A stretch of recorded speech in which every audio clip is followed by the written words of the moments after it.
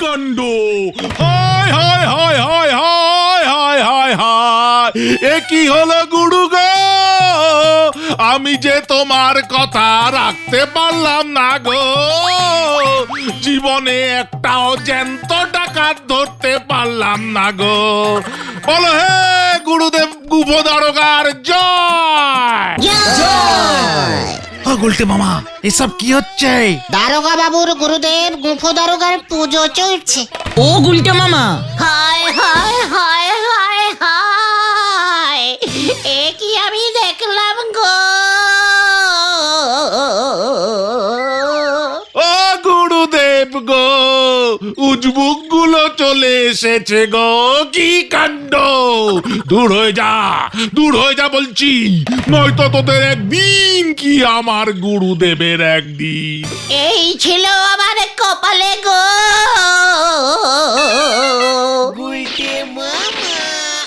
তুমি এভাবে কেঁদে ফেললে কেন গুলটে মামা? বলহরি দারোগার কান্না দেখে নিজেকে আর ধরে রাখতে পারোনি, তাই না? আবেগ আবেগ, কান্নার বেগ পেয়ে গেছে আবেগে। ওরে তোরা চুপ কর। আমার শেষ ডায়লগটা তোরা মন দিয়ে শুনিসনি তাহলে? শেষ ডায়লগ? হায় হায় হায় হায় হায়! এ কি আমি দেখলাম গো? হ্যাঁ তো, তুমি ওখানে কি দেখেছো গুলটে মামা? আমার বাবাকে। তোমার বাবা কে? ওই গুফো দারোগা। হ্যাঁ রে, ওই গুফো দারোগাই আমার বাবা রে। তোমার বাবার ওই মোটা জাঁদরেল গোঁফ, আর তোমার ওই গোপ নিয়েই তো ঝামেলা পেকেছিল রে। তাই তো আমি পিসিমার কাছে চলে এসেছিলাম সেই ছোট্টবেলায়। এই কেসটা একটু ঝেড়ে কাশো তো গুলটে মামা। ভেরি ইমোশনালিস্টিক কেস রে। বাবা ছিলেন সেই সময়ের জাদরেল দারোগা। ইয়া মস্ত গোপ, তাই তাকে সবাই গুফো দারোগা বলতো। তার ভয়ে বাঘে গরুতে এক ঘাটে জল খেত, বুঝলি? সবই তো বুঝলাম, কিন্তু ঝামেলাটা কি হয়েছিল বলবে তো? ছোটবেলায় আমি খুব খেতে ভালোবাসতাম কিনা। একদিন রাতে বাবার সাথে ঘুমিয়েছিলাম। সোনপাপড়ি ভেবে বাবার গোঁফের একটা সাইড আমি খেয়ে নিয়েছিলাম। সকালে উঠে বাবা দেখেন এক সাইডের গোঁফ নেই। ব্যাস শুরু হয়ে গেল ঠ্যাঙানি। এমন ঠ্যাঙালেন যে আমার জ্বর চলে এলো, বুঝলি? জ্বরে আমি ভুলে ভালো বকতে শুরু করলাম। বাবা কবিরাজ মশাইকে ডাকলেন। আমায় দেখে কবিরাজ মশাই বললেন, শরীরের সব রক্ত ঠ্যাঙানির চোটে মাথায় উঠে গেছে, তাই উল্টো পাল্টা বকছে। আমার শরীরে রক্ত ঢোকাতে হবে। ব্যাস এই সুযোগটা সঙ্গে সঙ্গে নুপে নিল সেই সময়ের 1 নম্বর জেল খাটা ডাকাত তেলকড়ি ডাকাত শুয়ে পড়লো রক্ত দিতে, বুঝলি? তেলকড়ি ডাকাতের রক্ত ঢুকে গেল আমার শরীরে। এবার বুঝেছি, তাই তুমি খোঁচে গেলেই বলো তোমার শরীরে ডাকাতের রক্ত। একদম ঠিক কথা বলেছিস পাঁচু। আর সেটাই হলো গিয়ে যত ঝামেলা। কেন? একজন জাদরেল দারোগার ছেলের শরীরে কিনা ডাকাতের রক্ত। কবি নাহি। আর তাই বাবা আমাকে ত্যায্য ছেড়ে মানে বাড়ি থেকে খেদিয়ে দিলেন। পিসিমাও আমাকে নুপে নিলেন, কোলে করে মানে সঙ্গে করে নিয়ে এলেন আর কি। বাবা কি কষ্ট! সেই থেকে পিসিমার কাছে আমি রয়ে গেলুম রে। আর তোদের সঙ্গে আড্ডা দিয়ে কি কষ্ট করে আমি জীবন কাটাচ্ছি। তার মানে তোমার বাবা গুফো দারোগাই বলহরি দারোগার গুরু? আর বলহরি দারোগা তোমার বাবাকে কথা দিয়েছিল জীবনে অন্তত একটা জ্যান্ত ডাকাত ধরবে, কিন্তু সেটা পারেনি বলে এমন হেচর বেচর করে কাঁদছে। কিন্তু তুমি তো ডাকাতের রক্তটা কাজে লাগাতে পারলে না। মুখ শান্তিং কর ভেন্ডি। আবার বলছি, স্মল বুকে বিগ টক আমি সহ্য করতে পারি না। কিন্তু আমি যদি সত্যি সত্যি ডাকাত হয়ে উঠি না, দেখবি দূর দূরান্তের গ্রামের বাচ্চারা আমার ভয়ে কাঁপবে, আর ওদের মায়েরা বলবে, খোকা ঘুমিয়ে পর, গুল্লা ডাকাত আসছে। গুল্লা ডাকাত, এটা আবার কে? কেন আমি? আরে ডাকাত জীবনে আমি গোল্লা ডাকাত বলিয়াই বিখ্যাত হইব। সবাই আমার ভয়ে থরে থরে করে কাঁপবে। কোথায়? নোড়াদা পর্যন্ত এখন ধারে চা দিতে চায় না।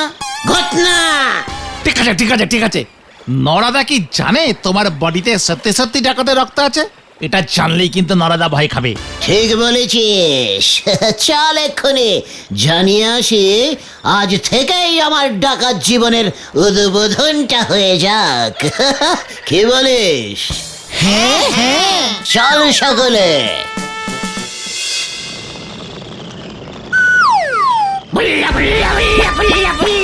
এই নরা, চা দে দেখি। দেবনে ও যতই নম্প জম্প করো চা হবে নে। আরে এক কাপ চাও তোমারে বাকিতে দেওয়া যাবে নে। যা, নরা, তুই হয়তো জানিস না আমার শরীরে ডাকাতের রক্ত ঢোকানো আছে। ও অক্ত টক্ত সব সরবত হয়ে গেছে। তোমার মতো ফুটো ডাকাতের ভয় আমি পাই নেই, তোমারে বলে দিলে। পাঁচু, নরা আমাকে ফুটো বলছে। ওকে বলে দে আমার শরীরে ভয়ঙ্কর তেলকড়ি ডাকাতের রক্ত আছে কিন্তু। হরি বল, এসব তেল করি দেখে আমারে কিছু করতে পারবে নে। আমার এক কথা, ফেলো করি মাকো তেল, টাকা দাও চা খাও। কি? নিকার 1 টাকা 45 নয়া, দুধ চা 2 চামচ চিনি দে, 2 টাকা 35 নয়া পয়সা ব্যাস। নরা, তাহলে আমিও তোকে বলে রাখলাম, আমিও চা খাবো না। কাজটা তুই ভালো করলি না কিন্তু। ডাকাতের রক্তওয়ালা একজন মানুষকে তুই খেপিয়ে দিলি। এর ফল তোকে ভোগ করতে হবে বলে দিলাম। চলে আয় তোরা।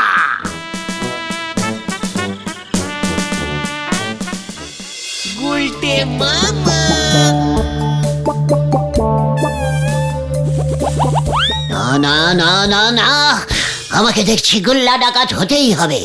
নর্মাল অবস্থায় নড়াও ভয় খাচ্ছে না। থাক থাক থাক গুলটে মামা, ওসব ডাকাত ফাকাত হয়ে কাজ নেই। তার থেকে বরং ঘরের ছেড়ে ঘরেই সুখে শান্তিতে থাকো। না না না, আমার মনে হচ্ছে আমার শরীরের সব রক্ত মাথায় উঠে যাচ্ছে। আমি গুল্লা ডাকাত হবই। তখন দেখবি আমার ভয়ে এই গলদপুর কাঁপবে। কিন্তু তার জন্য তো তোমাকে ডাকাতি করতে হবে গুলটে মামা। কে রে? ডাকাত ডাকাতি করবে না তো কি পাড়ার মোড়ে বসে তাস খেলবে? কিন্তু ডাকাতিটা তুমি করবে কোথায়? সেই তো আছে আমাদের এখানে একমাত্র বড় লোক গোবিন্দ গুছাই, তাও একটি ঝোলা গোবিন্দ। বাড়িতে টাকা পয়সা কিচ্ছু রাখে না। কথাটা তুই ঠিকই বলেছিস। আমিও এক্ষুনি পাড়ার বাইরে গিয়ে ডাকাতিটা ঠিক করতে চাইছি না। তবে কি করবে তুমি? একটা সাংঘাতিক কিছু করতে হবে, বুঝলি?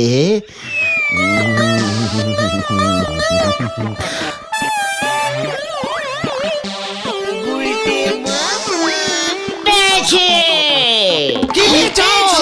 ভেবে দেখ সিনটা। গভীর রাত, ঝোলা গোবিন্দ ট্রাক ভর্তি করে ঝোলা গুড় আনছে। হঠাৎ পথের মাঝখানে হাজির হলো গুল্লা ডাকাত।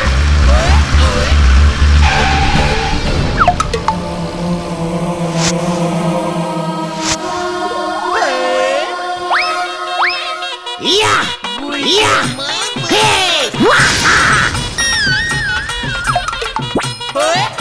গোবিন্দ, তোর গুড়ে ট্রাক ছিনতাই করলাম। কি মানে কথা, তুই কে?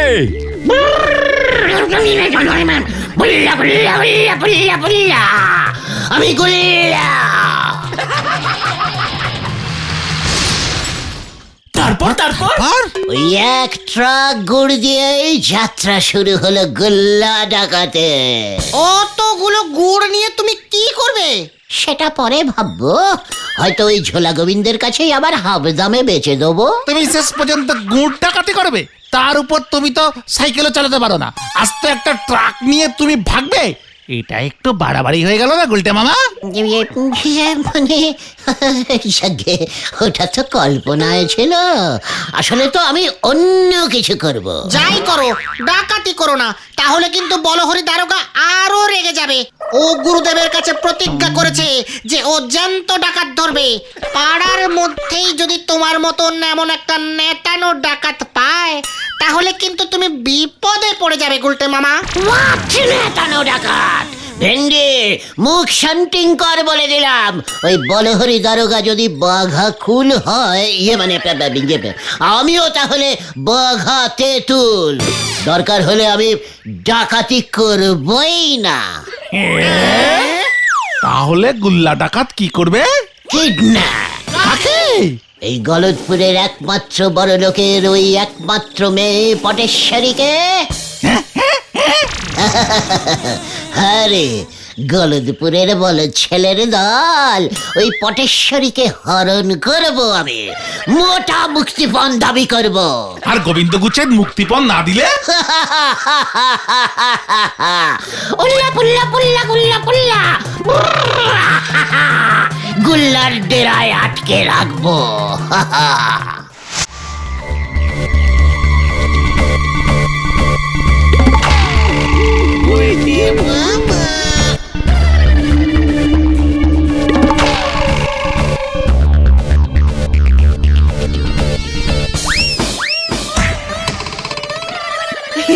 আমি এখন একটি ঝিঙ্কুমণি পচা পল্লী ডান্স করে দেখাচ্ছি।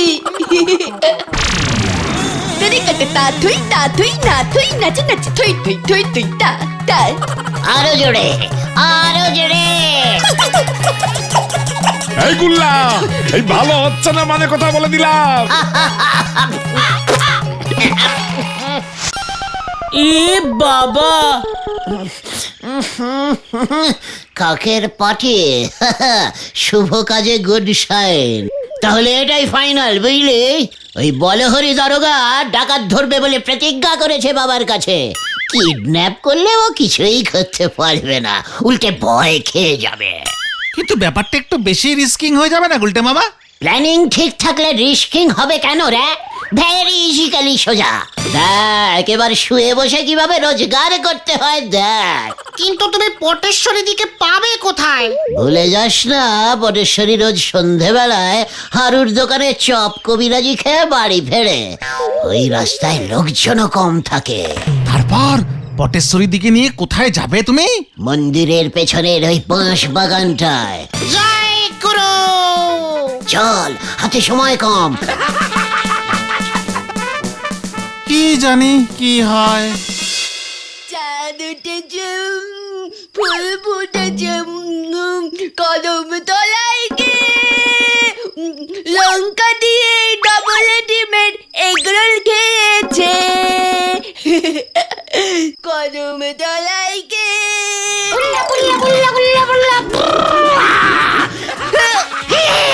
খবরদার, হুঁশিয়ার, ইয়ে মানে সমাজদার।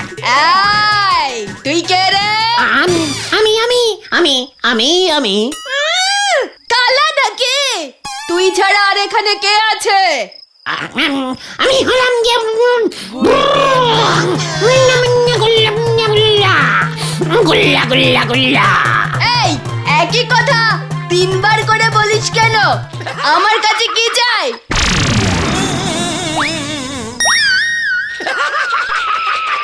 রোল পাবি না। একই ভয় পাচ্ছ না কেন? Kidnap kidnap kidnap. কে কে কে কে কে কে? তুই তুই তুই। ওমা, তাই আমাকে কে কিডন্যাপ করলো? কখন? আমি এই এখন, এই মাত্র। চল আমার সঙ্গে। কোথায়?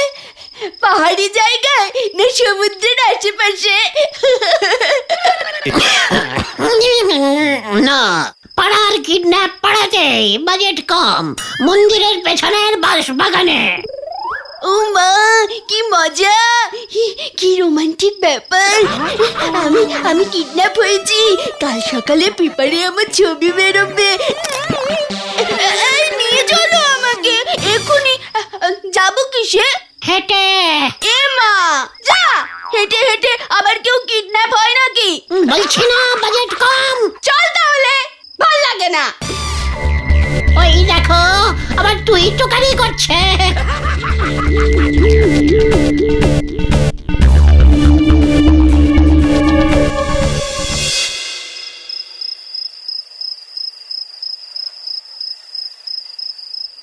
ইকি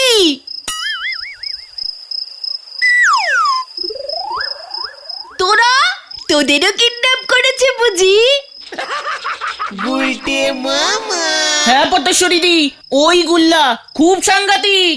যা, প্ল্যানটা তো ঘুরিয়ে দিলে হত না।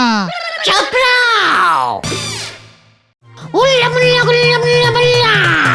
আমি হলাম গিয়ে ব্রুম ব্রুম গুল্লা। তোরা পটেশ্বরী দিকে মানে পটেশ্বরীকে পাহারা দে, আমি ওর বাবার সঙ্গে কথা বলে আসছি। এ কি? আমার বাবা কেন? সময় হলেই বুঝতে পারবি। গুল্লা মুল্লা মুল্লা গুল্লা মুল্লা। আমি হলাম গুল্লা।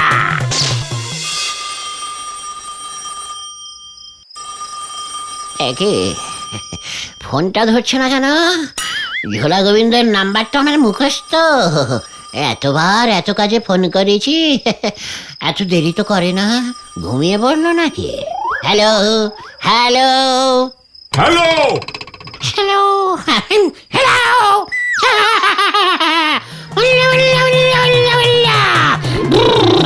আমি গুল্লা। কি? তা আমি কি করব হে? তুমি গুল্লা? আপনার মেয়েকে আমি কিডন্যাপিং করেছি। মানে কথা কি করেছিস? কিডন্যাপিং, হরণ হরণ করেছি, হরণ। তুই বুঝি রাবণ? মানে কথা তা বেশ করেছিস। কয়েকটা দিন আমি একটু শান্তিতে ঘুমোতে পারবো। এই 5 লক্ষ টাকা চাই আমার। কি? 5 লক্ষ? 5 পয়সাও পাবি না মানে কথা। কি 1 লক্ষ? 1 লক্ষ দিলেই হবে। বললাম তো 1 টাকাও পাবি না। আর মানে কথা আমার মেয়েকে যখন হরণ করেছিস তখন বুঝবি এবার ঠেলা। তোকে না এবার উল্টে 1 লক্ষ টাকা দিতে হয়। কি মেশমশাই, ইয়ে মানে এবার কি হবে? 50,000 50,000। হ্যাঁ বেশ বেশ 50,000 এই আমি লাস্ট বলে দিচ্ছি, কিন্তু এটা আপনাকে দিতেই হবে। ফোনটা রাখ, মানে কথা নয়তো আমি পুলিশে খবর দেব। এই দেখো অন্তত 5 টাকা দিন, হাত খরচ তো। মানে কথা তোর গলাটা কেমন চেনা চেনা লাগছে না? এই খেয়েছে, আমি রাখছি মেশমশাই।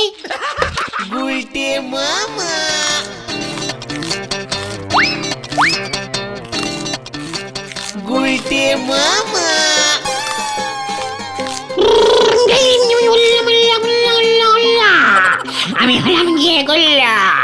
হুঁশিয়ার, এত বড় সাহস! আমার ডেরা এগরোল কে আনলো? আমি এনেছি হারুদার দোকান থেকে, পটেশ্বরী দি বলল। আর তাতেই তোরা ভয় খেয়ে এগরোল নিয়ে এলি? নয়তো থানি চুড়ে মারবে বলেছিল। পয়সা কে দিল? ধারে ঝোলাগো, ইয়ে মানে গোবিন্দ বাবুর নাম লিখিয়ে। তাই তো আমি 5টা ভেজিটেবল চপ নিয়ে এসেছি। খাবে গুলটে, ইয়ে গুল্লা মামা? খবরদার, হুঁশিয়ার! এই চুপ কর, তোর খবরদারি। রাতে কি খাবারের ব্যবস্থা করেছিস? চিকেন না মটন? একই সব কি বলছে? কততে রাজি হলো ঝোলা গোবিন্দা? 500 টাকা লাস্ট বললাম, ফোনটা রেখে দিল। এ বাবা, এবার কি হবে? মাংসের দামও তো উঠবে না। ওই মাংস নিয়ে আয় হোটেল থেকে। আমার ঘুম পাচ্ছে, আমি ঘুমোবো কোথায়? এই ভালো বালিশ বিছানার ব্যবস্থা কর।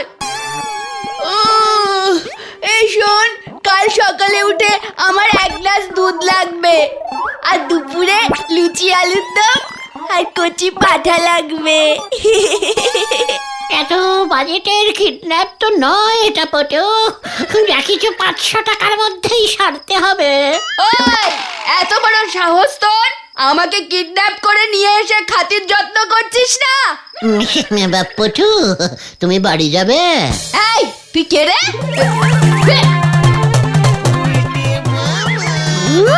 তুই গুলটে না? মানে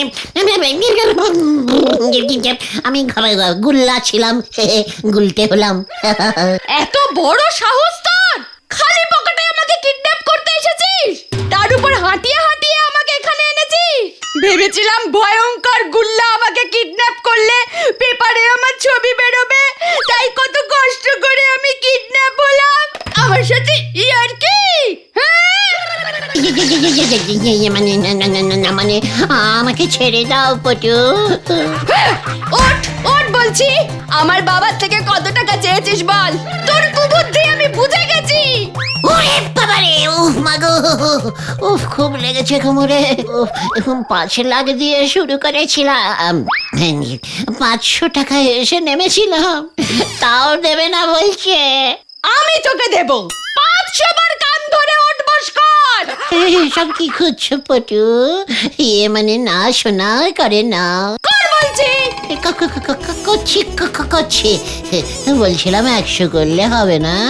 শুরু কর। 1, 2, 3, 4, 5। কি দরকার ছিল তোমার এসব ঝামেলা করবার? সব সময় মানুষ যা ভাবে তা হয় না রে, হয় না। পটেশ্বরী দিয়ে এতক্ষণে বাড়ি চলে গিয়ে ঘুমিয়েও পড়েছে। আমরা এত রাতে ফিরছি, বাড়ি ফিরলে বাবাও ঠেঙাবে। ওরে আমি কি ভেবেছিলুম নাকি রে যে ওই ঝোলা গোবিন্দ ওই রেটের কিপটে আর ওই মেয়ে ওই রেটে খায়? খাবার খরচটা হিসেবে ধরিনি রে। কিন্তু নরাদা যদি ঘটনাটা জানে কি হবে? তখন তো ও ভাববে তোমার শরীরে সত্যি সত্যি কোনো ডাকাতের রক্ত নেই। শোন না, বলছিলাম কি, তোরা নড়াকে বলবি আমার ব্লাড টেস্ট করতে শহরে, ওরে মা, রক্ত পাঠানো হয়েছে। পরীক্ষার রিপোর্ট আসলে বোঝা যাবে রক্তটা এখনো ডাকাতেরই আছে নাকি চেঞ্জিং হয়ে গেছে। ওরে বাবা রে, জয় গুলটে মামা জয়। আমি বরং আড্ডা মেরেই বাকি জীবনটা সুখে শান্তিতে কাটিয়ে দেবো রে। গুলটে মামা।